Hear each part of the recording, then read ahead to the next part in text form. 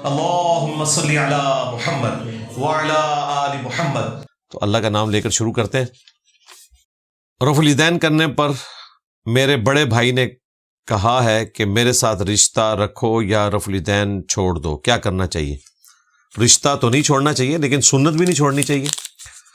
اللہ کے محبوب صلی اللہ علیہ وآلہ وسلم نے فرمایا تم میں سے کوئی شخص اس وقت تک مومن ہی نہیں ہو سکتا جب تک کہ میں اسے اس کے ماں باپ اولاد سب لوگوں سے بڑھ کر عزیز نہ ہو جاؤں۔ لیکن پیار محبت سے ان کو سمجھائیں۔ ظاہر ہے کہ بزرگوں نے ان کو یہ سب کچھ سکھایا ہے، اور جو بزرگوں کے ماننے والے ہیں ان کے لیے تو یہ بات کافی ہے کہ غوث پاک نے غنیت الطالبین میں نماز کا طریقہ رفع الیدین کے ساتھ دکھا ہے، جو بخاری اور مسلم میں لکھا ہوا ہے۔ تو غوث پاک کے بارے میں تو ان کے بزرگوں کا عقیدہ یہ ہے کہ وہ پوری کائنات کو اس طرح دیکھتے تھے جس طرح ہتھیلی پہ رائی کا دانہ۔ تو یقیناً انہوں نے لوح محفوظ پہ نبی اسلام کی نماز کا طریقہ لکھا ہوا دیکھا ہوگا، اس کے مطابق انہوں نے عمل کیا۔ ہم لوگوں کو تو کتابیں پڑھنے کی ضرورت ہے، لیکن بقول ان کے غوث پاک تو ڈائریکٹ لوح محفوظ پڑھتے تھے، اور لوح محفوظ کے اوپر ہر چیز لکھی ہوئی ہے۔ تو میرا خیال ہے شیخ عبد القادر جیلانی کی نماز قرآن و سنت کے مطابق تھی، اور یہ صرف ان کا نام بیچ رہے ہیں۔ ان کی اپنی نماز جو ہے صحیح بخاری صحیح مسلم کے مطابق نہیں ہے، تو انہیں کہیں کہ اپنی اصلاح کی کوشش کریں۔ کیا ہمارے نبی صلی اللہ علیہ وآلہ وسلم اپنی امت کے لوگوں میں جو ابھی ہو رہا ہے وہ دیکھ رہے ہیں؟ اس طرح کا کوئی عقیدہ رپورٹ نہیں ہوا۔ نبی اسلام کی مبارک زندگی میں، آپ علیہ السلام کی پیدائش سے پہلے، آپ کی وفات کے بعد جو واقعات ہیں ان کے حوالے سے ہمارا یہ عقیدہ ہے قرآن و سنت کی روشنی میں کہ نبی اسلام کی پیدائش سے پہلے جو واقعات ہوئے اس کے حوالے سے سورۃ القصص میں اللہ تعالیٰ نے فرمایا کہ اے نبی الاسلام، جب ہم نے موسیٰ علیہ السلام کو کوہ طور پر بلایا تو نہ تو آپ اس واقعے کے گواہ تھے اور نہ وہاں پر موجود تھے، نہ حاضر تھے نہ ناظر تھے، جو انہوں نے خود سے ایک عقیدہ گھڑ لیا۔ اسی طریقے سے قیامت تک جو ہونے والے واقعات ہیں ان میں سے جو چیزیں نبی اسلام کو ان کی مبارک زندگی میں اللہ تعالیٰ نے دکھا دی وہ تو ایک الگ بات، لیکن یہ عقیدہ رکھنا کہ ہم جو کچھ کر رہے ہیں نبی اسلام دیکھ رہے ہیں، اس کو قرآن و سنت میں کوئی ثابت نہیں ہے۔ حاضر و ناظر سے متعلق میری تفصیلی ویڈیو ریکارڈ ہے۔ ہاں، نبی اسلام کی مبارک زندگی میں آپ کو جو واقعات دکھائے گئے قیامت تک آنے والے چند ایک واقعات کریٹیکل، جس طرح کہ دجال دیکھا آپ نے، عیسیٰ ابن مریم کو دیکھا، اپنے مبارک زمانے میں صحابہ کرام علیہم رضوان کو غزوہ موتا میں شہید ہوتے ہوئے دیکھا، وہ صحیح بخاری میں رپورٹ ہوا۔ اس طرح کے واقعات بالکل برحق ہیں، لیکن یہ کہنا کہ نبی اسلام ہر چیز دیکھ رہے ہیں، اس طرح کا کوئی عقیدہ رپورٹ نہیں ہوا۔ اس میں وہ مشہور حدیث ہے بخاری اور مسلم کی، ایک حدیث اور 3 عقیدے۔ جب سیدنا عاصم بن ثابت انصاری رضی اللہ تعالیٰ عنہ اور ان کے ساتھیوں کو دھوکے سے شہید کیا جانے لگا تو انہوں نے شہید ہوتے وقت اللہ کے حضور دعا کی کہ اے اللہ ہمارے نبی کو ہمارے حال کی خبر کر دے، ہم ان کے دین پر قائم ہیں اور ہم اس حال میں دنیا سے جا رہے ہیں کہ ہمارا رب ہم سے راضی، ہم اپنے رب سے راضی، اے اللہ ہمارے نبی کو ہمارے حال کی خبر کرتے۔ یعنی صحابہ کرام کا یہ عقیدہ تھا کہ نبی الاسلام خود ہمیں نہیں دیکھ رہے جبکہ آپ دنیا میں موجود تھے۔ نمبر 1 حاضر ناظر کا عقیدہ کلیئر ہو گیا کہ وہ نبی الاسلام کو وہاں پر نہیں مانتے تھے۔ نمبر 2 علم غیب کا عقیدہ کلیئر ہو گیا کہ وہ نبی الاسلام کے لیے ایسا علم غیب نہیں مانتے تھے کہ آپ ہر وقت ہر چیز کو جانتے ہیں سوائے اس چیز کے کہ جو اللہ تعالیٰ نے ان کو بتا دیا۔ اور نمبر 3 آپ صلی اللہ علیہ وآلہ وسلم کے حوالے سے صحابہ کرام علیہم رضوان نے استمداد کا عقیدہ بھی اڈاپٹ نہیں کیا کہ یا رسول اللہ انظر حالنا، بلکہ کہا کہ اے اللہ ہمارے نبی کو ہمارے حال کی خبر کرتے۔ تو یہ ایک حدیث بخاری مسلم کی اور 3 عقیدے اس میں کلیئر ہیں الحمدللہ۔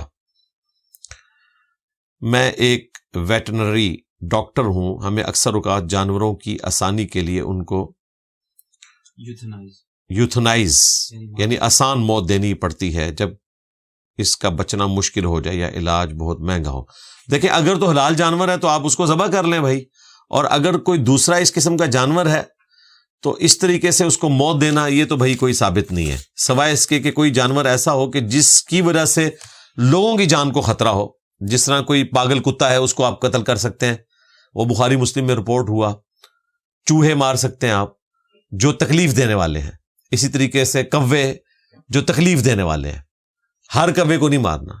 اس طریقے سے ہم نے اپنے گھروں کے اندر جو حشرات الارض ہیں ان کو مارنے کے لیے الیکٹرک شاک والی ڈیوائسز لگائی ہوئی ہوتی ہیں یا ہم سپرے کرتے ہیں وہ جائز ہیں، لیکن ڈھونڈ ڈھونڈ کے جانوروں کو قتل کرنا اس کی کوئی اجازت نہیں ہے اسلام میں۔ جیسے حضرت عمر نے اذان میں الصلاۃ خیر من النوم کا اضافہ کیا، اگر یہ ٹھیک ہے تو شیعہ حضرات نے جو علی ولی اللہ کا اضافہ کیا، کیا وہ بھی ٹھیک ہے؟ دیکھیں اس کو میں ایڈریس کر چکا ہوں، ارشاد بھٹی صاحب کی پوڈ کاسٹ کے اندر سید جواد نقوی صاحب نے یہی دلیل بنائی تھی، تو میں نے ان کو فون پہ بھی کلیئر کیا، ارشاد بھٹی صاحب کو بھی اور جواد نقوی صاحب کو بھی، کہ بالکل جھوٹ ہے الصلاۃ خیر من النوم کو سیدنا عمر کی طرف منسوب کرنا۔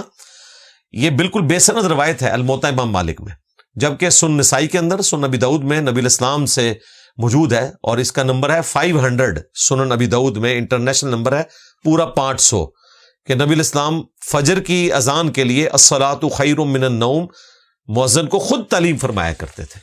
تو یہ پبلک کے اندر مشہور ہو گیا، لوگوں نے اپنی بدعتوں کو حلال کرنے کے لیے سیدنا عمر کے حوالے سے یہ بات مشہور کر دی۔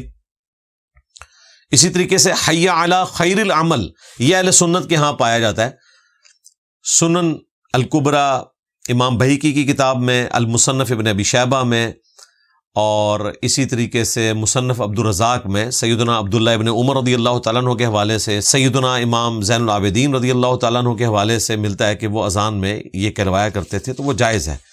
اور دیکھ لیں ملتے جلتے الفاظ ہیں، حی علی الصلاۃ آؤ نماز کی طرف، حی علی الفلاح آؤ فلاح کی طرف، حی علی خیر العمل آؤ بہترین عمل کی طرف، تو یہ بھی درست ہے اذان میں ایڈ کرنا۔ رہا علی ولی اللہ کہنا، تو اس طریقے سے شہادت کے طور پر اللہ اور اس کے رسول کے ساتھ ایڈ کرنا، تو یہ اہل تشیع کے ہاں بھی کوئی سنت سے ثابت نہیں ہے۔ ایون وہ مانتے ہیں کہ نہ نبی الاسلام نے کہلوایا، نہ خلفائے راشدین نے کہلوایا انکلوڈنگ سیدنا علی رضی اللہ تعالیٰ عنہ، اور نہ ائمہ اہل بیت نے اذان میں اس کو داخل کیا۔ وہ کہتے ہیں ہم جواز کی حد تک کرتے ہیں، اجتہاداً۔ اجتہاد وہاں کیا جاتا ہے جہاں قرآن و سنت موجود نہ ہو، اجماع امت موجود نہ ہو۔ علی بھائی، کافی عورتیں آپ کی ویڈیو سے متاثر ہیں جس میں آپ نے عورتوں کے حقوق پر بات کی ہے، برائے مہربانی ان عورتوں کے لیے پیغام دیں، مطلب مردوں کے حقوق پر بات کریں جو عورتوں پر فرض ہے۔ ساری عورتوں کو پتہ ہے جی مردوں کے حقوق کیا ہیں، اب وہ جان بوجھ کے مردوں کے حقوق پورے نہ کریں تو یہ ان کی خامی ہے۔ سب سے مشہور حدیث سنن ابی داؤد اور سنن ابن ماجہ میں موجود ہے، اللہ کے محبوب علیہ السلام نے فرمایا کہ اگر میں سجدہ جائز سمجھتا تو بیویوں سے کہتا کہ اپنے خامدوں کو سجدہ کریں اس حق کے سبب جو اللہ تعالیٰ نے ان کو دیا ہے۔ یعنی اگر سجدہ تعظیمی درست ہوتا اس امت کے حق میں، جیسا کہ اگلی امتوں میں جائز تھا، حضرت آدم علیہ السلام کو فرشتوں نے کیا، سیدنا یوسف علیہ السلام کو ان کے بھائیوں نے کیا، ان کے ماں باپ نے کیا، تو اس امت میں اگر یہ جاری ہوتا تو میں بیویوں سے کہتا کہ اپنے خامدوں کو سجدہ کریں۔ تو یہ بڑی حیران کن چیز ہے۔ اسی طریقے سے جامعہ ترمذی میں، سنن ابی داؤد میں حدیث موجود ہے کہ جس عورت نے بغیر وجہ کے اپنے خاوند سے طلاق لے لی تو وہ جنت کی خوشبو بھی نہیں پائے گی۔ تو مردوں کے حقوق اپنی جگہ موجود ہیں۔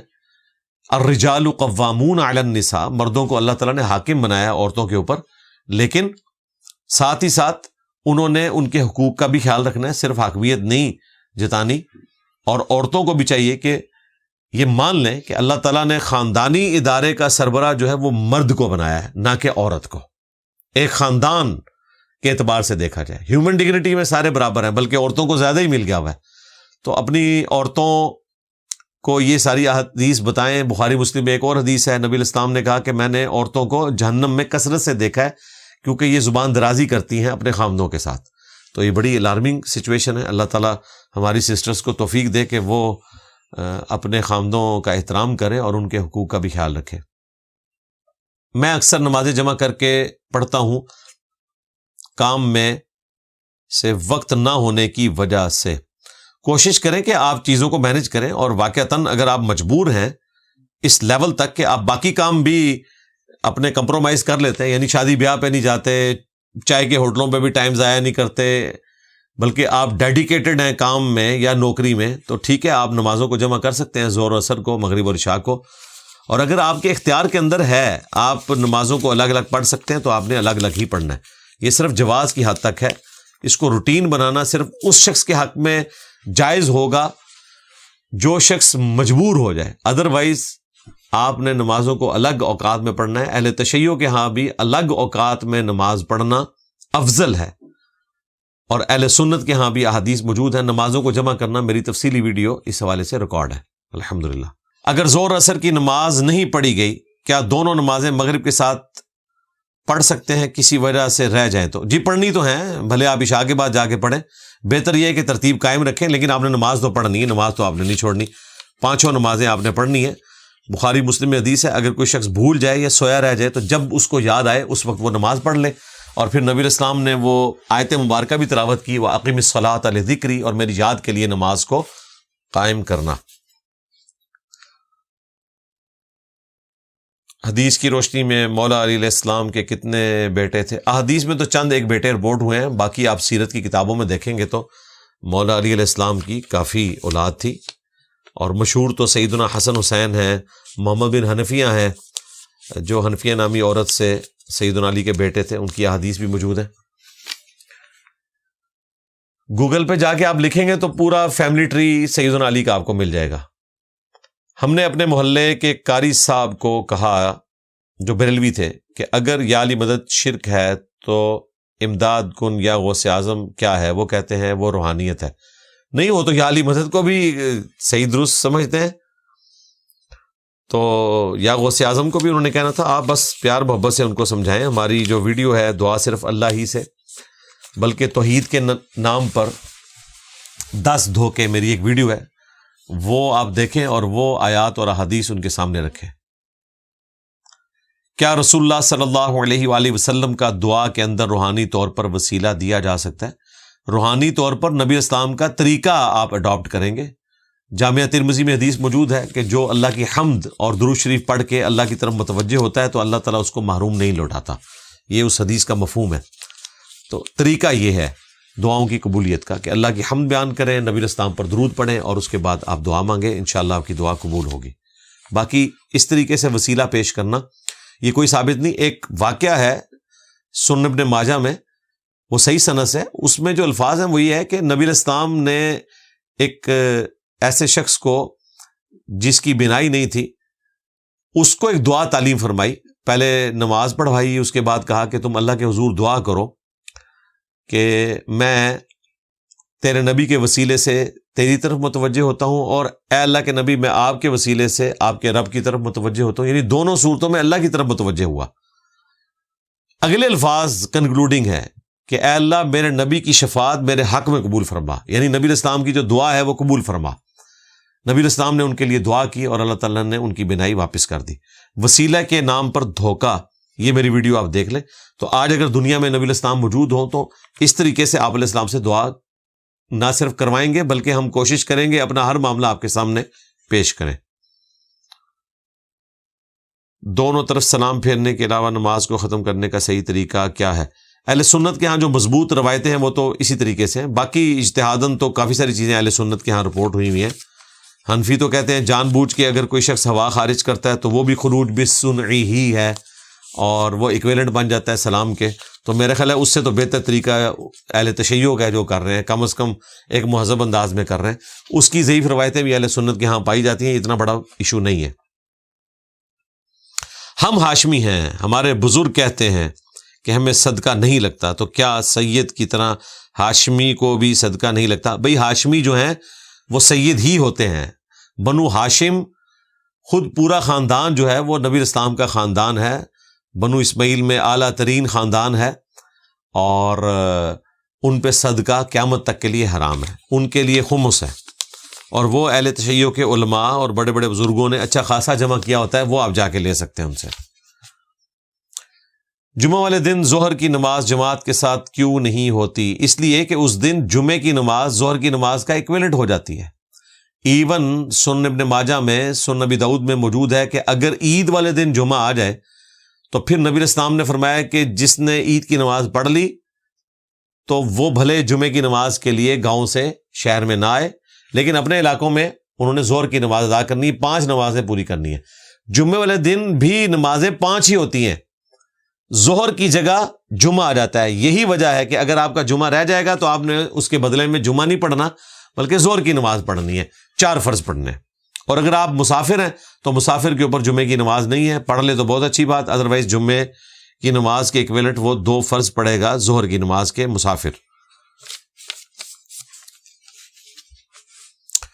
50 لاکھ مالیت ہے، 40 لاکھ باہر مارکیٹ میں ادھار ہے، زکوٰۃ 10 لاکھ پر ہوگی یا 50 لاکھ پر ہوگی؟ بھائی 50 اور 40 ہو گئے 90، اور 90 میں سے 40 نکال دیں تو باقی 50 بچے، تو 50 پہ آپ زکوٰۃ دیں گے۔ اس 50 میں سے 40 نہ نکالیں، وہ 40 الگ سے ہیں، 50 آپ کے پاس موجود ہیں، 40 آپ کے ادھار آپ نے باہر لوگوں کو دیے ہوئے، تو ٹوٹل کتنے ہوئے؟ 90۔ ان 90 میں سے 40 نکلے گا۔ یہ جو 50 آپ نے اپنی جیب میں رکھے ہیں، اس میں سے 40 نہ نکالیں۔ اس طرح تو جن لوگوں کی فیکٹریاں ہیں، کروڑوں کی ان کے پاس فیکٹریاں ہیں یا ایسٹس موجود ہیں، اور کروڑوں کے انہوں نے ادھار اٹھائے ہوئے ہیں، اور وہ اس میں سے اس کو مائنس کر رہے ہوتے ہیں۔ نہیں، ٹوٹل جو آپ کے پاس مالیت ہے اس میں سے آپ نے ادھار کو مائنس کرنا ہے۔ جو آپ نے جوڑ کے رکھا ہے اس میں سے اپنا ادھار نہیں آپ نے مائنس کرنا۔ یہ اکثر لوگ جو ہے نا وہ بھول پن کی وجہ سے اس قسم کے سوالات کرتے ہیں۔ قربانی ادھار کے پیسوں سے ہو سکتی ہے، حج بھی ہو سکتا ہے بھائی، عمرہ بھی ہو سکتا ہے، بشرطے کہ آپ واپس کر سکیں۔ آج کل تو بغیر ادھار کے حج ہو ہی نہیں سکتا۔ حج 15 سے 20 لاکھ میں چلا گیا، تو کمیٹیاں جو آپ ڈالتے ہیں وہ آپ کا ادھار ہی ہوتا ہے۔ تو اس طریقے سے ایسا شخص جو ادھار اتارنے کی صلاحیت رکھتا ہے، یعنی کمیٹیاں اس نے ڈالی ہوئی ہیں اور وہ بعد میں اتار لے گا، تو ادھار اٹھا سکتا ہے۔ جیسے صدقہ جاریہ کا ثواب مرنے کے بعد بھی ہے، ایسے ہی دین میں فرقے بنانے والوں کو مرنے کے بعد بھی سزا ملے گی؟ جی انشاءاللہ، جیسا کہ چاروں اماموں نے یہ کام نہیں کیا۔ یہ آپ غلط چیز ان کی طرف منسوب نہ کریں۔ دیکھیں عیسیٰ ابن مریم نے توحید کی دعوت دی ہے، کرسچنز نے ان کی طرف غلط عقائد منسوب کیے، تو نعوذ باللہ عیسیٰ ابن مریم پہ کوئی وبال نہیں ہے۔ اسی طریقے سے 4 اماموں نے کہیں فرقے کھڑے نہیں کیے، بلکہ وہ تو مخالفت کرنے والے تھے۔ یہ تو ان کے ناموں پر سلطنت عثمانیہ نے 400 سال تک، 1517 سے 1917 تک 4 مسلح ڈال کے رکھے، کعبہ شریف کی جمعیت کو توڑا۔ اور اس وقت ہمارے جو ائمہ تھے، جو بڑے بڑے حدیث کے ائمہ ہیں، ان کو ایٹ لیسٹ آپ سمجھ لیں دنیا سے گئے ہوئے 700-800 سال ہو چکے تھے۔ یہ ان کے نام پہ فرقے کھڑے کیے کہ خود شاہ ولی اللہ دہلوی نے حجت اللہ البالغہ میں لکھا کہ اماموں کے نام پہ جو تقلید کا سلسلہ شروع ہے یہ 4 صدی ہجری میں آ کے شروع ہے۔ تو اماموں کو تو پتہ ہی نہیں تھا کہ ان کے نام پہ لوگوں نے یہ کچھ کرنا ہے۔ بڑی عید کی نماز سے پہلے جو لوگ قربانی کرتے ہیں وہ قبول ہوگی؟ نہیں قبول ہوگی جی۔ بخاری مسلم میں حدیث ہے کہ جس نے عید کی نماز سے پہلے قربانی کی، اس نے اپنے لیے کی گوشت کھانے کے لیے۔ اور ایک واقعہ بھی رپورٹ ہوا تھا، تو نبی اسلام نے اس صحابی کو کہا کہ تم دوبارہ قربانی کرو، تو اس نے کہا میرے پاس تو اب ایک چھوٹا بکری کا بچہ ہے، تو آپ نے فرمایا وہی قربان کر لو۔ لہٰذا عید کی نماز سے پہلے قربانی نہیں ہوگی۔ اس میں نماز آپ نے پڑھی ہوئی ہے یا نہیں پڑھی، اس کا کوئی لینا دینا نہیں۔ پورے شہر میں کہیں پر بھی عید کی ایک نماز ہو گئی، آپ نے پڑھی ہے یا نہیں پڑھی، آپ اپنا جانور قربان کر سکتے ہیں۔ بہتر تو یہ ہے کہ آپ اپنی نماز پڑھنے کے بعد جانور قربان کریں۔ اور اگر آپ حاجی ہیں، حج تمتع کر رہے ہیں، تو پھر آپ نے قربانی کرنے کے بعد اپنے سر کے بال منڈوانے ہیں، اس سے پہلے آپ نہیں منڈوا سکتے۔ وہاں تو آپ نے ترتیب کا خیال رکھنا ہے۔ والد صاحب کا سالانہ ختم پڑھا سکتے ہیں؟ دیکھیں، آپ کا مقصد اپنے والد صاحب کو مرنے کے بعد نفع پہنچانا ہے، اور وہ بالکل درست ہے۔ قرآن میں اللہ تعالیٰ نے مسلمانوں کو دعا سکھائی ہے، ربنا اغفر لنا ولاخواننا الذین سبقونا بالایمان ولا تجعل فی قلوبنا غلا للذین آمنوا ربنا انک رؤوف الرحیم۔ اہل ایمان جو ہیں وہ اپنے فوت شدگان کے لیے دعا کرتے ہیں۔ ایصال ثواب کے 10 طریقے میری ویڈیو ریکارڈ ہے، آپ اپنے والد صاحب کی طرف سے صدقہ اور خیرات کریں، استغفار کریں۔ سنن ابن ماجہ میں حدیث ہے کہ مرنے کے بعد ایک شخص کے مراتب اللہ تعالیٰ بڑھا دیتا ہے، جنت میں ایک مرتبہ اس کا بڑھتا ہے۔ تو وہ شخص کہتا ہے کہ یہ تو میرا عمل نہیں تھا، تو اللہ تعالیٰ فرماتا ہے کہ دنیا میں تیرے بیٹے نے تیرے لیے استغفار کیا ہے۔ اب دیکھیں، حالانکہ وہ دنیا سے جا چکا ہے، وہ اللہ کے حضور اب اپنے گناہوں کی معافی بھی نہیں مانگ سکتا۔ اس کے بیٹے نے معافی مانگی اور اس کا نفع اسے جنت میں ملا۔ کہ جہنم میں تو ظاہر وہ نہیں تھا، جنت میں تھا، تو جنت میں بھی فائدہ ہوا کہ اس کا جنت میں درجہ بلند ہو گیا۔ تو اپنے فوت شدگان کے لیے دعا کرنی چاہیے۔ رب ارحمہما کما ربیانی صغیرا، ماں باپ کے لیے دعا کریں، اے رب ہمارے ان پر رحم فرما جس طرح بچپن میں انہوں نے مجھے پالا تھا۔ تو یہ بیسٹ دعا ہے، روزانہ کریں، اپنے ماں باپ کو دعاؤں میں یاد رکھیں، نہ صرف ماں باپ کو بلکہ ان کے ماں باپ کو بھی، کیونکہ نانی نانا دادی دادا بھی آپ کے ماں باپ ہیں۔ تو میں تو عموماً جمع کے سیغے میں ہی دعا کرتا ہوں، رب ارحمہم کما ربیانی صغیرا، اے رب ہمارے ان سب پر رحم فرما جنہوں نے بچپن میں ہمیں پیار سے پالا تھا۔ یہ ایک تحفہ ہے جو آپ فوت شدگان کو دے سکتے ہیں اور روزانہ یاد سے دیں۔ دن میں میری آپ لوگوں سے ریکویسٹ ہے کہ ایک دعا آپ کی ایسی ہونی چاہیے کہ جو تفصیلاً ہو، جس میں آپ ساری جو قرآنی دعائیں آپ کو یاد ہیں، احادیث کی، اذکار کی، اور وہ ترجمہ ذہن میں رکھتے ہوئے پوری کنوکشن کے ساتھ، اس طرح نہیں جس طرح عموماً ہم کوئی ذکر پڑھ لیتے ہیں سبحان اللہ الحمدللہ، نہیں، وہ دعا کرتے وقت آپ اپنے رشتہ داروں کو اپنے دماغ میں لے کے آئیں کہ میں ان کے لیے دعا کر رہا ہوں۔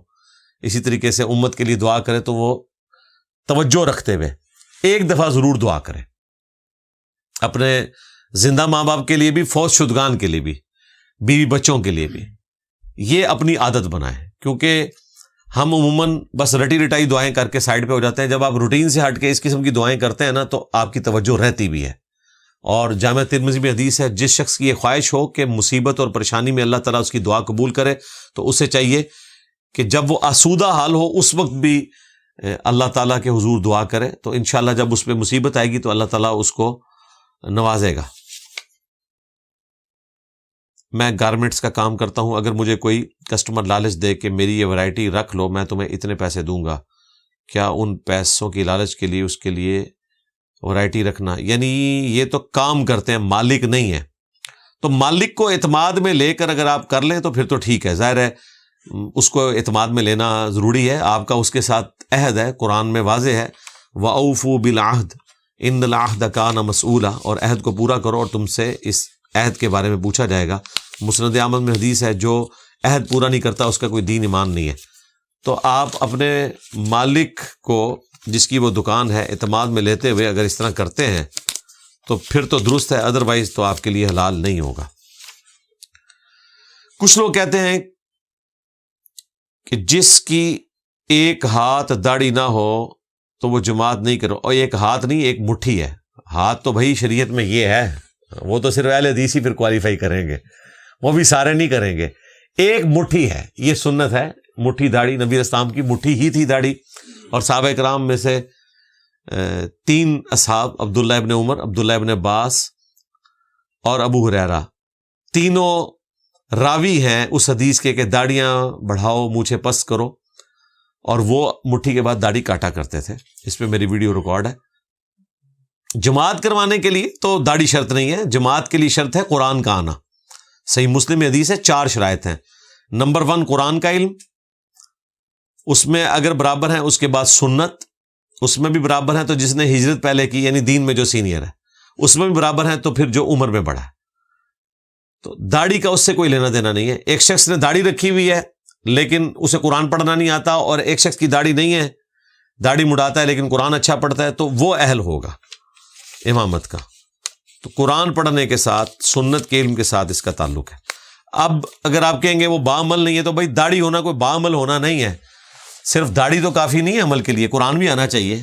اور اگر داڑھی رکھ کے کوئی شخص جھوٹ بول رہا ہے تو جھوٹے شخص کے پیچھے کیا جماعت کے ساتھ آپ نماز پڑھ سکتے ہیں؟ یعنی لوگ یہ تو پوچھتے ہیں داڑھی منڈے کے پیچھے نماز ہو جاتی ہے، یہ نہیں پوچھتے کہ جھوٹے کے پیچھے، شرک کرنے والے امام کے پیچھے، اس طرح کی کوئی گفتگو نہیں کرتا۔ بھائی سب کے پیچھے نماز ہو جاتی ہے، نماز کے لیے قرآن صحیح آنا چاہیے۔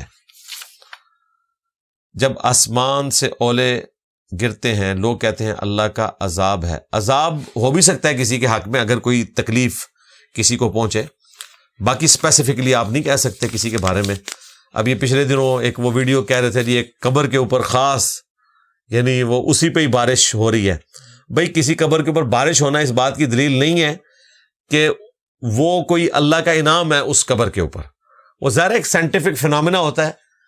بعض اوقات جب کلاؤڈ برسٹ ہوتا ہے تو صرف 1-2 آپ سمجھ لیں فٹ کے ڈائی میٹر کے اندر بھی اتنا پانی گرتا ہے، لگتا ہے پرنالہ اس پہ گر پڑا ہے۔ اور یورپ امریکہ میں اس قسم کی کئی ایک ویڈیوز ریکارڈ ہیں، اور وہاں پہ لوگ نہا رہے ہوتے ہیں اور وہ عورتیں بالکل بے پردہ، کیا ان کا لباس بھی شاید ہی پورا ہوتا ہو، وہ اس میں نہا رہی ہوتی ہیں، تو وہ اللہ کی رحمت ہو رہی ہوتی ہے ان کے اوپر۔ اس طرح نہ کیا کریں، یہ ہمیں خام خواہ چیزیں مشہور کر دیتے ہیں۔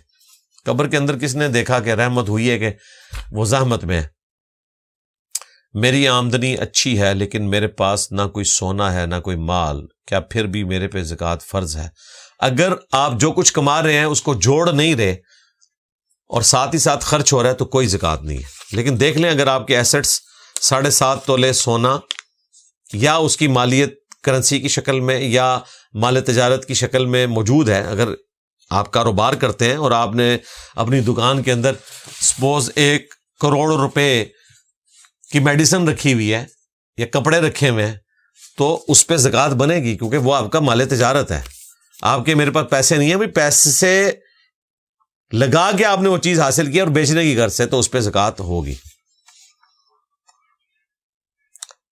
ناجائز ٹیکسز بھی، کیا ٹریفک والا ناجائز چلان کر دے تو زکوٰۃ کی رقم سے ادا کر سکتے ہیں؟ نہیں، زکوٰۃ کی رقم سے ادا نہ کریں بھائی، کوشش کریں کہ آپ چلان نہ کروائیں۔ ناجائز تو نہیں ہوتا، کچھ نہ کچھ تو غلطی نکال ہی لیتے ہیں آپ کی، تو موقع نہ دیں ان کو، زکوٰۃ والا چکر نہ کریں۔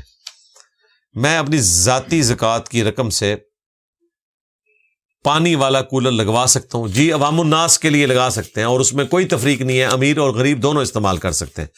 وہ صحیح بخاری میں موجود ہے، سنن نسائی میں۔ سیدنا سعد ابن عبادہ سفر پہ تھے، ان کی والدہ فوت ہو گئی، تو انہوں نے نبی علیہ السلام سے کہا کہ میری خواہش ہے کہ میں اپنی والدہ کی طرف سے ایک کنواں کھدواؤں، کیا میری والدہ کو اس کا ثواب پہنچے گا؟ تو نبی علیہ السلام نے فرمایا ہاں پہنچے گا۔ تو وہ ام سعد کا کنواں مشہور ہو گیا تھا۔ کیا ایک مسلمان ملک ایک غیر مسلم ملک کو اپنی سرحدیں دے سکتا ہے اگر وہ غیر مسلم ملک ان سرحدوں سے کسی دوسرے مسلم ملک پر حملہ کر دے تو سرحدوں پہ رہنے والے ملک پر کیا حکم لگے گا؟ جی نہیں دے سکتا، غلط ہے، نہ دینا چاہیے۔ انشاءاللہ میں جب کبھی بھی اس لیول پہ پہنچا تو میں اپنے کسی مسلمان ملک کے خلاف اپنی سرحدیں یا اپنی فوج استعمال نہیں ہونے دوں گا۔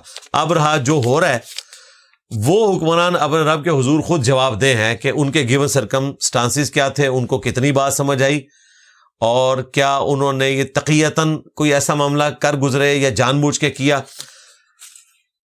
یا پھر کوئی اور ریزن تھی، وہ اللہ کے حضور جواب دہ ہوں گے۔ ہم اپنے بارے میں آپ کو بتا سکتے ہیں، باقی آپ اسپیسیفکلی کسی کے حوالے سے پوچھیں گے تو یہ بڑا مشکل معاملہ ہو جائے گا۔ یہ اتنا آسان معاملہ نہیں ہے، اس کو آپ یوں سمجھیں۔ 1944 میں سعودی عرب میں ارامکو کمپنی نے تیل دریافت کر لیا، تو ظاہر ہے ایک خزانہ تھا، اور کچھ عرصہ پہلے ہی عرب کے ایک قبیلے سعود خاندان نے وہاں پہ حکومت سنبھالی تھی، اور قبائلی سسٹم چل رہا تھا۔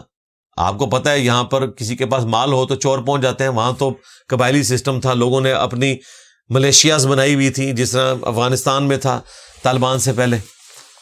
تو ان کو خطرہ لاحق ہوا کہ جب یہ تیل نکلا ہے تو تیل کے کنوؤں کے اوپر بھی جھگڑا ہوگا، جس طرح زمانے جاہلیت میں پانی پینے پلانے کے اوپر جھگڑے ہوئے کرتے تھے۔ تو پھر مجبوراً انہوں نے انوائٹ کیا امریکہ کو کہ آپ ہماری سیکیورٹی کی گارنٹی دیں، اور انہوں نے اڈے بنوانے شروع کیے۔ وہ اڈے انہوں نے کوئی اس لیے نہیں بنائے تھے کہ وہ نان مسلمز کو پناہ دے رہے تھے، وہ اپنی حفاظت کے لیے مسلمانوں کے شر سے۔ جس طرح کہ ہماری اکیڈمی کے باہر آپ کو ریاستی اداروں کے لوگ نظر آتے ہیں، وہ ہندوؤں یا کرسچنز سے حفاظت کے لیے نہیں ہے، مسلمانوں میں چھپے ہوئے زومبیز کے اگینسٹ ہماری حفاظت کے لیے وہ کر رہے ہوتے ہیں۔ تو ان بیچاروں نے بھی اس لیے کیا تھا۔ آج جو سینیریو بن چکا ہے ایران، سعودیہ اور قطر اور باقی ملکوں کا، یہ معاملہ کچھ اور ہے، اور ظاہر ہے ہم نے اس پہ ویڈیوز ریکارڈ کروائی ہوئی ہیں۔ میں ایک غیر مسلم ملک میں رہتا ہوں اور جاب کرتا ہوں، مجھے گھر یا کار لینے کے لیے بینک پالیسی ادارے سے لون لینا پڑتا ہے جس پر مجھے انٹرسٹ ادا کرنا ہوگا۔ انٹرسٹ کے بغیر مجھے کوئی بھی بینک یا ادارہ لون نہیں دے گا، تو میرے لیے کیا شرعی حکم ہے؟ بھائی گاڑی آپ نے لینی ہے، اتنا لمبا سوال لکھ کے مجھے گھیر گھار کے، میں آپ کی جگہ ہوں تو ایسا نہ کروں۔ باقی آپ اگر واقعتاً زندگی موت کی کشمکش میں ہے اور آپ کو اس کے بغیر کوئی گزارا ہونے والا نہیں ہے تو آپ کر لیں، وہ آپ کا اور اللہ کا معاملہ ہے۔ اسلامک بینکنگ کے تھرو اس طرح کی فرمز بھی وہاں بنی ہوئی ہیں جو اسلامک بینکنگ کو فالو کرتی ہیں، ان کے تھرو لیں تو پھر بالکل درست ہے۔ عام مصروفیت میں نمازیں جمع کرنا اور اس کو عادت بنا لینا، روزانہ کرنا یہ تو خلاف سنت ہے، کبھی کبھار کر لیں تو درست ہے۔ اسلام کی روشنی میں ملٹی ورس اور سیمولیشن تھیوری کی وضاحت فرما دیں۔ دیکھیں اس کے اوپر کافی سارا کام ہوا ہوا ہے، یوٹیوب پہ آپ ملٹی ورس دیکھیں۔ ہم بہرحال اس کے ساتھ اس حوالے سے ایگری نہیں کرتے. یہ ایک انہوں نے ملٹی ورس ہونے کا کانسیپٹ اس اعتبار سے دیا کہ پروبیبلٹی ہے کہ ایسا ہو سکے. یہ تھیوری ہی ہے, یہ ثابت نہیں ہے. باقی اس کی وجہ سے ایگزسٹنس آف گاڈ کے اوپر کوئی فرق نہیں پڑتا, کیونکہ گاڈ کے جو معاملات اس وقت ہماری آنکھوں کے سامنے جو ہم اپنی آنکھوں سے دیکھتے ہیں وہ بہت غیر معمولی ہے.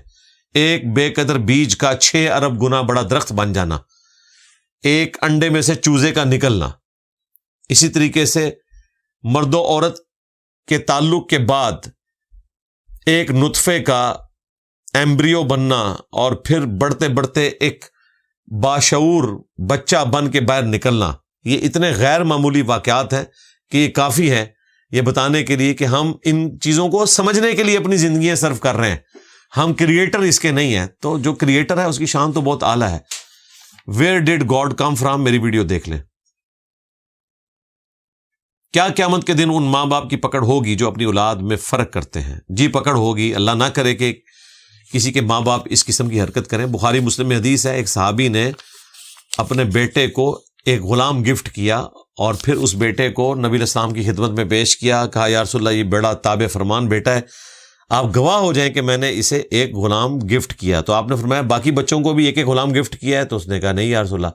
تو فرمایا کہ پھر اس سے بھی واپس لے لو یا ان کو بھی ایک ایک غلام گفٹ کرو اور اس گناہ کے کام پر مجھے گواہ نہ کرو. تو یہ فرق نہیں کرنا چاہیے, اور فرق ظاہر ہوتا ہے اس کے پیچھے ریزن یہ ہے کہ ہم سیلف اورینٹڈ ہیں. اگلے دن ایک پوسٹ تھی مجھے بڑی پسند آئی کہ جو بچے ماں باپ کی خدمت کرتے ہیں, پوری زندگی ساتھ رہتے ہیں, وہ گالیاں کھاتے رہتے ہیں, اور جو بچے ماں باپ کو چھوڑ کر دوسرے ملکوں میں چلے جاتے ہیں, ماں باپ ان کی یاد میں آنسو بھی بہاتے ہیں, ان کی تعریفیں کرتے ہیں, اور جو بیچارے ساتھ رہ کے خدمت کر رہے ہوتے ہیں ان کو صبح شام گالیاں دیتے ہیں. ایون کبھی دوسرے ملکوں سے ان بچوں کا فون آ جائے تو انہی بچوں کی شکایت لگاتے ہیں جو ان کی خدمت کر رہے ہوتے ہیں. تو اس نے ٹونٹ کرتے ہوئے لکھا کہ افسوس بیچارے بوڑھے ماں باپ نالائق بچوں کے ساتھ اپنا آخری وقت گزارتے ہیں. یعنی وہ ان کے نزدیک نالائق ہوتے ہیں نا, لائق وہ ہیں جو ان کو چھوڑ کے چلے گئے, تو کہتے ہیں افسوس نالائقوں کے ساتھ وقت. یہ ٹونٹ انہوں نے کیا ہوا تھا کہ ان کو اپنا وقت نالائقوں کے ساتھ آخری وقت گزارنا پڑتا ہے, کیونکہ لائق بچے تو ان کو چھوڑ کے دوسرے ملکوں میں چلے جاتے ہیں. تو یہ نیچرل ہے, یہ ہر گھر کی سٹوری ہے, صبر کریں, اسی پہ اجر ملے گا انشاءاللہ. ہم اہل سنت تو کہلواتے ہیں, مگر سنت پر عمل کیے بغیر یہ ممکن ہے کیا؟ نہیں, سنت پہ عمل کریں نا, سنت پہ ہم عمل کر رہے ہیں نا. ہم ہر نماز میں رکوع میں جاتے وقت, رکوع سے اٹھتے وقت رفع الیدین کرتے ہیں, اسی وجہ سے کہ تاکہ جن لوگوں نے مسواک لگائی ہوئی ہے اپنی جیب میں اور کہہ رہے ہیں یہ سنت ہے, اس سنت کا ان کو خیال ہے, اسی طریقے سے پگڑی کی سنت کا خیال ہے, اور جو نماز میں سنت ہے, جو فرض کا طریقہ ہے, اس کو کہتے ہیں سنت, یہ چھوڑ بھی دو. پیلی چپل پہن لو لیکن رفع الیدین چھوڑ دو, حالانکہ پیلی چپل کوئی سنت نہیں ہے, لیکن اس میں انہوں نے پورے کا پورا دین گزار دیا. تو اہل سنت عقیدے کو بھی اڈاپٹ کرنا اور اس پہ عمل کرنا, تب بھی آپ سنی ہوں گے, ورنہ ٹرنی.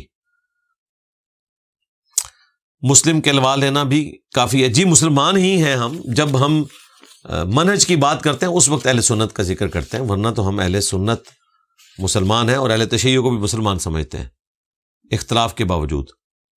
مال کی لالچ کو کیسے کم کیا جا سکتا ہے؟ مال خرچ کر کے.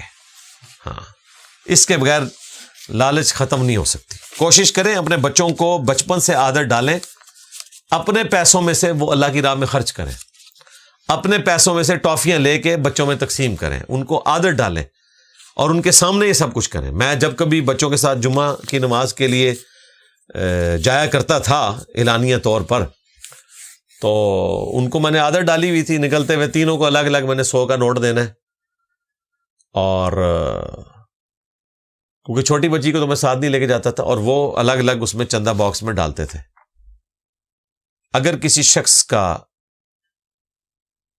مزاج کی وجہ سے اپنے والد صاحب سے اختلاف ہے اور وہ اس پر والد صاحب کو اکثر ناراض کر دیتا ہے, تو اس پہ شریعت کیا کہے گی؟ بھائی مل جل کے گزارا کریں. میرا خیال ہے ماں باپ کو اس حوالے سے اپنی اولاد کا مزاج سمجھنا چاہیے. یہ اس لیے نہیں کہ آج ہم جو ہیں وہ اس سٹیج پہ ہیں کہ ہمیں اپنے بوڑھے ماں باپ کے حوالے سے کوئی نازیبہ بات سننے کو ملے، کوئی سختی والا معاملہ. ہم خود الحمدللہ جوان اولاد کے ماں باپ ہیں، ہم تو سپیس دیتے ہیں. اب پرانے جو ماں باپ ہیں وہ اپنی اولاد کو ویسی سپیس دینے کے لیے تیار نہیں ہے. تو ٹھیک ہے، آپ صبر کریں. آپ نے اپنی اولاد کے ساتھ یہ کچھ نہیں کرنا. یعنی ساس بھی کبھی بہو تھی، جب وہ بہو تھی تو وہ اچھی ساس کی جو خوبیاں بتایا کرتی تھی، اب خود ساس اس طرح کی بن کے تو امپلیمنٹ کریں اس کو. باقی یہ جو اس طرح کے معاملات ہو جاتے ہیں تو اللہ کے حضور توبہ کیا کریں اور کوشش کریں کہ غصے کی حالت میں خاموشی اختیار کر لیں، ٹاپک بدل لیں، وہاں سے چلے جائیں. اور یہ سارے معاملات ظاہر ہے میں دنیاوی معاملات کی بات کر رہا ہوں. دین کے حوالے سے تو زیرو ٹالرنس ہونی چاہیے، ورنہ تو ماں باپ آپ کا دین برباد کریں گے تو آپ کی آخرت بھی برباد کر دیں گے. اس میں تو زیرو ٹالرنس ہے. ہاں، دنیاوی معاملات میں اگر کوئی اختلاف رائے ہے تو وہ ضرور کریں احترام کے دائرے میں. اور بہتر یہ ہے کہ بات سن لیں. بے شک آپ نے مرضی اپنی کرنی ہے، لیکن اس وقت ان کو کنفرنٹ نہ کریں. میں آپ کا نیا اسٹوڈنٹ ہوں. جب میں آپ کے لیکچر سنتا ہوں تو میرے خاندان والے مجھے روکتے ہیں، تو ان کو آپ دکھا دکھا کے تو لیکچر نہ سنا کریں. رات کو بستر پہ جا کے موبائل کو آپ اس اعتبار سے سیٹ کریں کہ اسکرین کے اوپر ویڈیو نظر نہ آئے، آڈیو سنیں اور وہ بھی کان میں لگا کے، کوئی مسئلہ نہیں ہے. لیکن میرے والدین نے مجھے اجازت دے رکھی ہے. ابھی ماں باپ اجازت دیں یا نہ دیں، دین کی بات تو آپ نے سننی ہے. کیا خاندان والوں کا اعتراض جائز ہے؟ بھئی آپ کے ماں باپ بھی اگر قرآن و سنت پہ عمل کرنے سے یا علم دین حاصل کرنے سے روکتے ہیں تو آپ نے نہیں رکنا. قرآن و سنت کے مطابق آپ نے چلنا ہے، چاہے کوئی بھی بتائے. سید زادوں اور سید زادیوں کے لیے اسلام میں خمس کا کیا کانسیپٹ ہے؟ خمس تو گورنمنٹ کا کام ہے جی. اس کے اوپر کوئی اجتہاداً آج کل معاملہ کرتی. جب تک مال غنیمت کا معاملہ تھا اس وقت تو ہمارے پاس بیت المال کے اندر خمس موجود ہوتا تھا. بہرحال اہل تشیع نے اپنا ایک سسٹم بنایا ہوا ہے، ان سے رابطہ کریں. میرے بڑے مجھے بہت تنگ کرتے ہیں کہ آپ انجینئر صاحب کو نہ سنا کریں. میں اپنے والدین کی بات سنوں یا آپ کو؟ میں بھاولپور سے آپ کو ملنے آیا ہوں. دیکھیں، آپ قرآن و سنت کو فالو کریں. آپ ہماری ویڈیوز میں سے ریفرنس نوٹ کریں قرآن و سنت کے، اور وہ اپنے ماں باپ کے سامنے رکھیں. اگر اس پلیٹ فارم سے ان کو خام خواہ کی چڑ ہو گئی ہے تو علمی طریقے سے اپنا موقف ان کے سامنے رکھیں. جنگ ایمان سے لڑی جاتی ہے یا طاقت اور اسلحے کے زور پر؟ دونوں چیزیں ضروری ہیں. نبی الاسلام نے تو باقاعدہ زرہ بھی باندھی ہے غزوہ احد کے موقع کے اوپر، غزوہ خندق کے موقع کے اوپر، باقی موقعوں کے اوپر. تو یہ دونوں چیزیں پیرلل میں قرآن میں آیا نا، وَأَعِدُّوا لَهُم مَّا اسْتَطَعْتُم مِّن قُوَّةٍ وَمِن رِّبَاطِ الْخَيْلِ، اور پوری تیاری کر کے رکھو جنگی ساز و سامان کی، پلے ہوئے گھوڑوں کے ساتھ اور آلات جنگ کے ساتھ. تو قرآن تو یہ کہہ رہا ہے کہ آپ نے مسبب الاسباب پہ بھی نظر رکھنی ہے، اسباب بھی اختیار کرنے. جامعہ ترمذی میں حدیث ہے، ایک صحابی نے کہا یا رسول اللہ میں اللہ پر توکل کروں یا اونٹ کو باندھوں؟ تو آپ نے فرمایا پہلے اونٹ کو باندھو، یعنی آپ اسباب کو اختیار کریں، اس کے بعد اللہ پر توکل کریں. اچھا، کبھی مجھے اس طرح کا سوال کوئی نہیں آیا کہ جی میں پیاس بجھانے کے لیے پانی پیوں یا 10 دفعہ سبحان اللہ پڑھوں؟ لو سامو، یہ پھکی والا جواب ہے. میں بھوک ختم کرنے کے لیے 10 دفعہ دروشی پڑھوں یا روٹی کھاؤں؟ یہ تو پوچھیں گے کہ روٹی کھاؤں یا چاول کھاؤں. اور اس طرح کے معاملات میں کہتے ہیں جی جنگ کے لیے ایمان ضروری ہے یا ساز و سامان ضروری ہے. جی جس طرح بھوک مٹانے کے لیے درود شریف پڑھ لینا کافی نہیں ہے، سبحان اللہ پڑھ لینا کافی نہیں ہے. روٹی کھائیں گے، پانی پیئیں گے تو بھوک اور پیاس ختم ہوگی. اسباب اختیار کریں گے کیونکہ دنیا کو اللہ نے اسباب کے ساتھ جوڑا ہوا ہے. پسند کی شادی میں لڑکی کس حد تک جا کے والدین کو راضی کر سکتی ہے؟ مجھے تو حد کی سمجھ نہیں آئی. مطلب کیا وہ دست بوسی کرے، پاؤں چومے، کیا کرنا چاہتی ہے؟ یہ حد تک کی تو مجھے سمجھ نہیں ہے کہ یہ کیا کہنا چاہ رہے ہیں. شریعت کے دائرے میں جس حد تک آپ کر سکتے ہیں وہ کریں. سجدہ نہ کریں ماں باپ کو، اور پیار محبت سے اپنے معاملات کو لے کے چلیں. کیا غیر مسلم سے دوستی رکھ سکتے ہیں؟ کیونکہ میرے کالج میں 2 مسیحی دوست ہیں لیکن گھر والے مجھے ان سے دوستی رکھنے سے منع کرتے ہیں. اور گھر والے تو یہ بھی کہتے ہیں کہ جب تو قادیانی سے ملتا ہے تو یہ ہو جاتا ہے، لیکن جب تو چشتی رسول اللہ اور تھانوی رسول اللہ والے سے ملتا ہے تو نبی اسلام بہت خوش ہوتے ہیں۔ گھر والے تو یہ بھی کہتے ہیں۔ سب کو آپ نے علمی طریقے سے سمجھانا ہے بھائی۔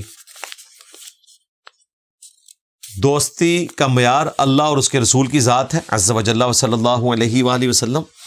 کوئی اس قسم کی دلی دوستی جس میں آپ مسلمانوں کا راز لیک کریں وہ منع ہے، باقی معاملات تو آپ نے معروف طریقے سے لے کے چلنے۔ کیا ہم نبی الاسلام پر درود شریف پڑھ سکتے ہیں صرف، یا نبی الاسلام پر اور صحابہ کرام پر بھی پڑھنا جائز ہے؟ دیکھیں انہوں نے آل کا تو ذکر ہی نہیں کیا۔ صحابہ کرام پہ پڑھنا جائز ہے اور آل پہ پڑھنا نبی الاسلام کی تعلیم ہے، کیونکہ صحیح بخاری میں موجود ہے، یا رسول اللہ آپ نے ہمیں سلام تو سکھا دیا، السلام علیکہ ایھا النبی، ہم آپ پر اور آپ کے اہل البیت پر کیسے درود پڑھیں؟ تو نبی الاسلام نے درود ابراہیمی سکھایا، اللہم صلی علی محمد وعلی آل محمد کما صلیت علی ابراہیم وعلی آل ابراہیم انک حمید مجید۔ تو صحابہ کرام پہ بھی سلام پڑھنا، درود پڑھنا جائز ہے، لیکن جو مشروع ہے، جو نماز کا حصہ ہے، وہ محمد اور آل محمد پہ درود پڑھنا ہے صلی اللہ علیہ وآلہ وسلم۔ نعت کا ایک شعر ہے کہ حاضر و ناظر نور و بشر غیب کو چھوڑ کر شکر کر وہ تیرے عیبوں کو چھپائے ہوئے ہیں۔ کیا یہ شعر پڑھ سکتے ہیں؟ یعنی نبی اسلام کے حوالے سے کہ وہ آپ کے عیب کو چھپائے ہوئے، یہ ستار الوجوب تو اللہ کی خوبی ہے۔ باقی یہ جو نعتیہ اس طرح کے کلام ہوتے ہیں، یہ کوئی علماء دین کے تو نہیں لکھے ہوئے ہیں کہ جن کو کوئی قرآن و سنت کی سمجھ ہو، وہ اپنے جذبات میں لکھ دیتے ہیں۔ خدا کا پکڑا چھڑائے محمد، محمد کا پکڑا چھڑا کوئی نہیں سکتا، باقاعدہ اس کو جسٹیفائی کرتے ہیں کہ جی نبی اسلام شفاعت کریں گے تو اللہ نے پکڑا ہوگا اور چھڑا لیں گے۔ وہ پکڑا بھی اللہ نے ہے اور چھڑایا بھی اللہ ہی نے ہے، کیونکہ شفاعت بالاذن ہے۔ اور مفتی منیب الرحمان صاحب نے 22 مارچ 2007 کو جب میری ان سے ملاقات ہوئی، انہوں نے خود کہا کہ یہ شان الوہیت اور شان رسالت کا مقابلہ کروانا ہے، یہ بالکل پڑھنا درست نہیں ہے کہ خدا کا پکڑا چھڑائے محمد، محمد کا پکڑا چھڑا کوئی نہیں سکتا۔ تو اس قسم کے شعر نہ پڑھیں۔ فرض نماز میں تشہد کے آخر میں کوئی بھی دعا پڑھ سکتے ہیں؟ جی پڑھ سکتے ہیں۔ سب سے بیسٹ دعا وہ ہے جو نبی اسلام نے حکمن تعلیم فرمائی ہے 4 چیزوں کے اگینسٹ اللہ کی پناہ، اللہم انی اعوذ بک من عذاب جہنم ومن عذاب القبر ومن فتنۃ المحیا والممات ومن شر فتنۃ المسیح الدجال۔ اس کے علاوہ ربنا آتنا فی الدنیا حسنہ وفی الآخرۃ حسنۃ وقنا عذاب النار۔ پرفیکٹ دعا ہے۔ رب اجعلنی مقیم الصلاۃ ومن ذریتی ربنا وتقبل دعاء ربنا اغفر لی ولوالدی وللمؤمنین یوم یقوم الحساب۔ بخاری مسلم میں حدیث ہے، جب تم تشہد پڑھ چکو، دروشی پڑھ چکو، تو جو چاہو اپنے رب سے مانگو۔ تمام سنت دعائیں آپ مانگ سکتے ہیں۔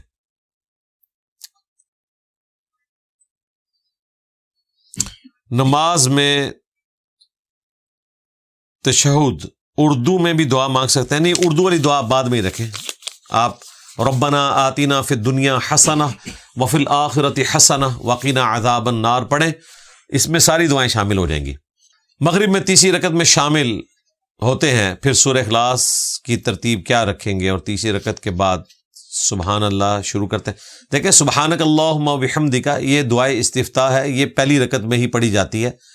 جب آپ بعد میں شامل ہوئے، رہا سورہ اخلاص کی ترتیب، نماز میں سورتوں کی ترتیب کوئی ضروری نہیں ہے۔ صحیح مسلم میں حدیث ہے، نبی اسلام نے جماعت کے ساتھ نماز پڑھائی، آپ نے پہلی رکعت میں سورہ النساء کی آیات تلاوت کی جو قرآن میں 4تھے نمبر پہ ہے، اور دوسری رکعت میں سورہ آل عمران میں سے تلاوت کی۔ تو سورتوں کی ترتیب کوئی ضروری نہیں ہے، اس لیے کوئی ٹینشن نہیں لینی۔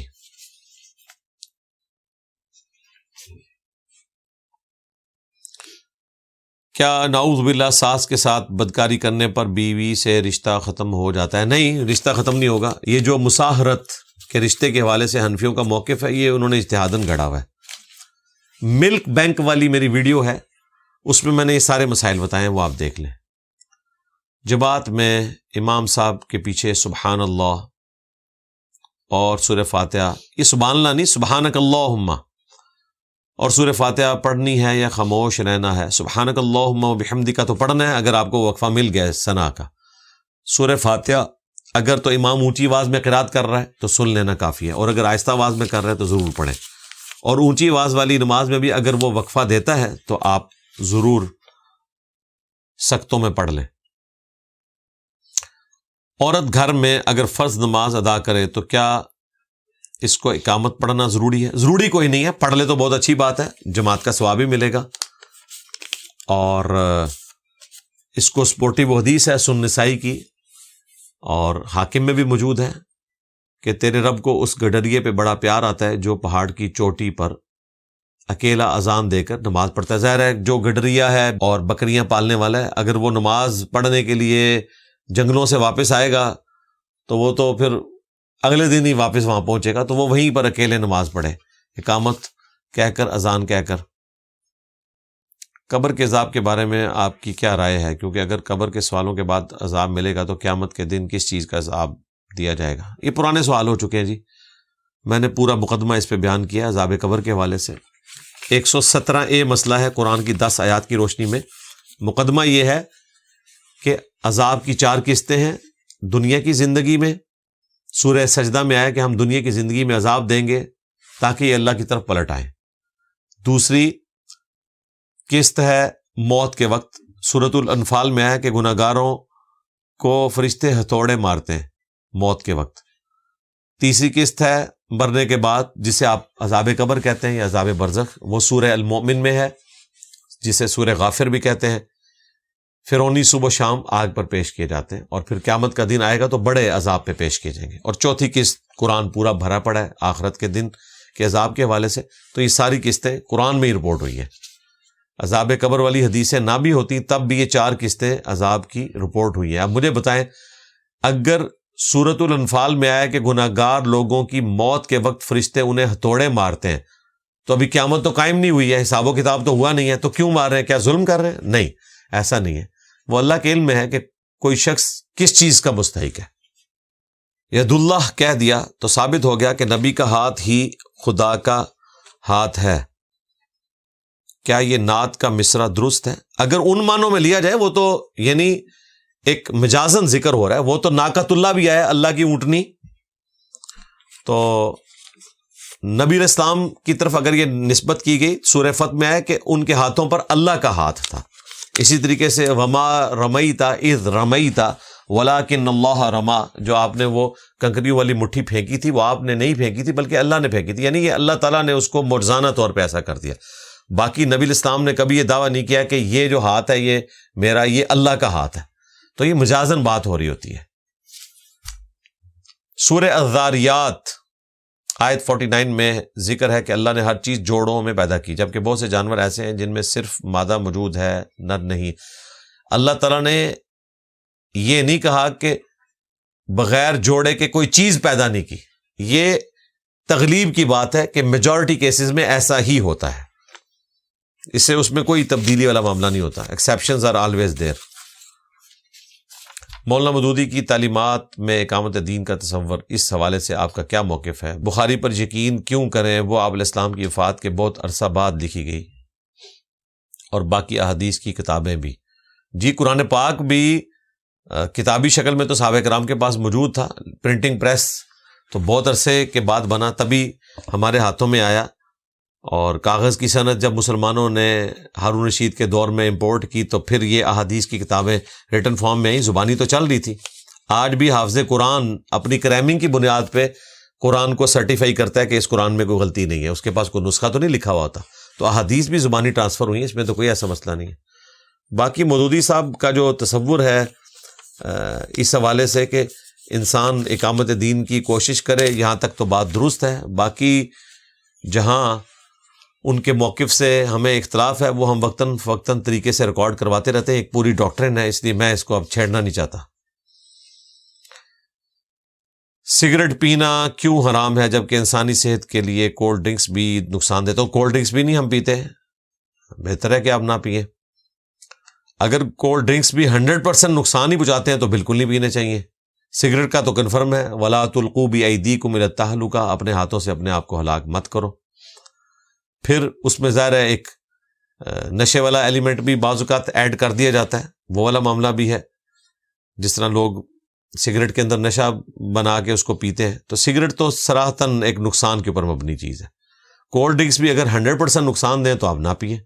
تو میرے علم میں نہیں ہے کہ ابھی تک کوئی اس قسم کا فتویٰ آیا ہو ہمارے سائنٹسٹ کی طرف سے۔ ظاہر ہے اس میں اہل الذکر تو وہی ہیں کہ 100% نقصان پہنچاتا ہے، تو پھر آپ کو نہیں پینا چاہیے، بالکل بچنے میں عافیت ہے۔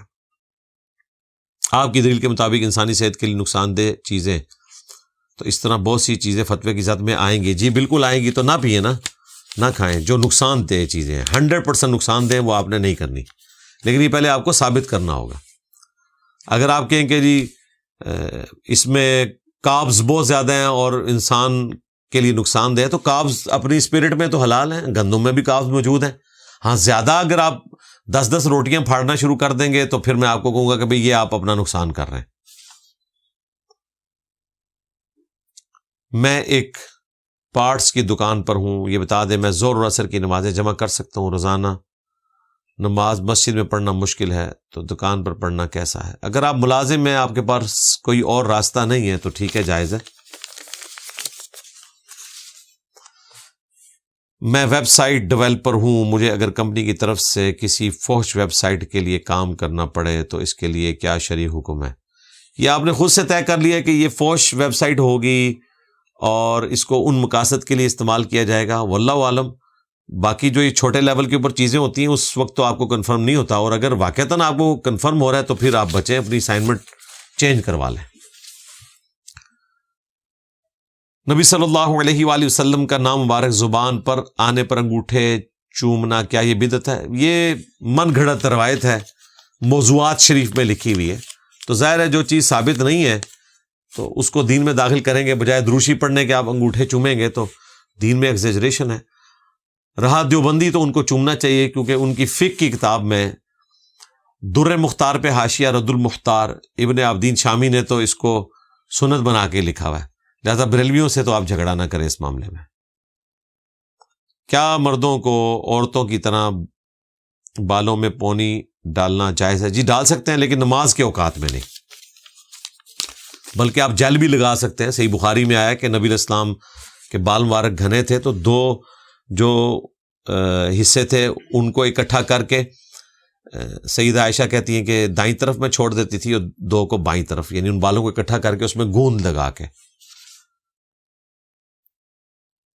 UK میں ہم کھانا ڈلیوری کی جاب کرتے ہیں، اس میں سور کا گوشت یا ایسی دوسری حرام چیزیں ڈلیور کرنی پڑتی ہیں، اس میں شرعی حکم کیا؟ آپ کو پتہ ہے، مجھ سے کیوں پوچھ رہے ہیں بھائی؟